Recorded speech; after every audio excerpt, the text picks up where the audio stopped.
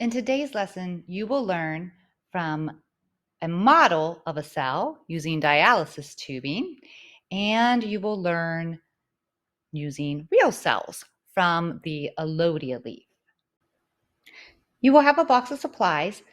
To start, before you even make your cell model, we are going to make the food that's going to surround our cell model. So you are going to be making sugar water. So this is your sucrose solution, and you will be adding sugar to water in this beaker. Make sure you're clear. If your graduated cylinder is 50 mLs, you go up to the 50 ml mark. If it's one of the 100 mLs, again, please only add 50 milliliters of water. So you guys, again, are balance pros. So just, again, make sure there's no lids on those. You have the weighing paper. Make sure you zero.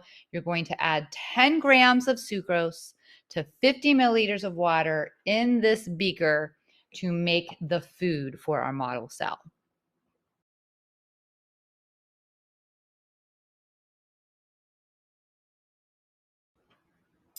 Okay, you have successfully finished part 1, and you've made your sucrose solution, your food for the cell model. This next part is probably new, so I doubt you've ever used dialysis tubing, but this is what it looks like when you first get it. It is flat. It is flat plastic tubing that you have to make into a cell model. So here's what you're going to need to do. You're going to have to open it. So that means you're going to have to be a little rough with it, and you're going to have to kind of in between your thumb and your index finger, your pointer finger, you're going to have to really kind of work it open and just give it time. If it dries out, if you take too long to do this, you have to put it back in water because they do have a tendency to dry out. So there you go. Now you can feel that it's a cylinder, and you're going to fill the cylinder, but before you do, you need to tie off one end.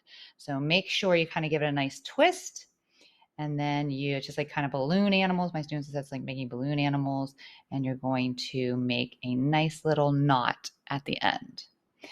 Now you need to fill it with water. So to fill the dialysis bag, now that you have the one end tied off, you simply need a little bit of water, and then you need the syringe. You are going to draw the water up until it hits the 10 milliliter mark. So if you've never done this before, it's pretty easy. You just put the end in the water, and then you will pull the syringe up, pull in the water until it hits 10 milliliters. Oh, I went too far. That's okay. You can push some out until you are at the 10 milliliter mark. Now's the tricky part. Now you need to put the water in the syringe into the dialysis tubing. This is where 2 people come in quite handy. You will put it over the end. Make sure I'm right. There we go.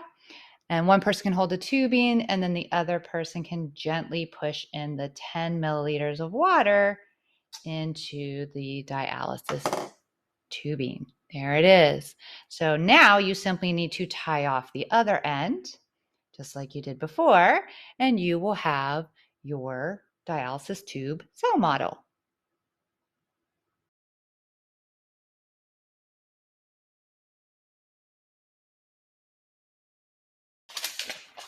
You will want to take the initial mass of your dialysis tube. So you can use weighing paper or a weighing boat. And again, you're going to want to kind of dab it off with a paper towel if you have one nearby.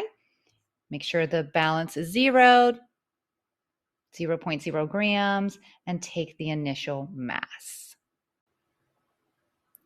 After you have the initial mass, you will place your dialysis tubing into the sugar water that you made, and you will make sure it is submersed into the sugar water so it's completely surrounded, and you will let it sit for as long as the teacher directs you.